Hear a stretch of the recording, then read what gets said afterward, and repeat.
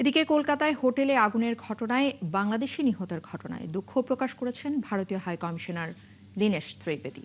বৃহস্পতিবার সচিবালয়ে স্বাস্থ্যমন্ত্রীর সাথে সৌজন্য সাক্ষাৎ শেষে এই কথা জানিয়েছেন তিনি।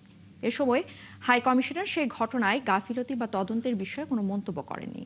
তবে ভুক্তভোগীদের যা যা প্রয়োজন তা নিশ্চিত করা হবে বলে জানিয়েছেন তিনি। আর অন্য এক প্রশ্নের জবাবে স্বাস্থ্যমন্ত্রী সর্দার মোহাম্মদ সাখাওয়াত হোসেন জানান, প্রধানমন্ত্রীকে ভারত সফরে আবারও আমন্ত্রণ জানিয়েছে ভারতীয় হাই কমিশনার। তবে সফরের অনুকূল পরিবেশ আছে কি নেই তা নিয়ে এখনো আলোচনা হয়নি। একটা কার্সি কল ছিল, যা হয়, আর বেশি কিছু হয় না। জাস্ট কার্সি, খুব ভালো লাগলো। আর যা আগে বলি, এমনি লাগলো যে অনেক দিন থেকে ওনার চেনাশোনা আছে, আর খুব ভালো লাগলো।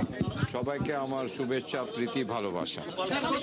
একটা অ্যাক্সিডেন্ট হয়েছে কলকাতাতে, আমরা দেখতে পেয়েছি। এটা খুব দুঃখের কথা। আর ওইখানে যা যা করা আছে আমরা নিশ্চয়ই করব, কিন্তু খুবই দুঃখের কথা। কোনো গাফিলতি ছিল কিনা যদি জানতে চাইছেন, করবেন কিনা একটু যদি বলে যান।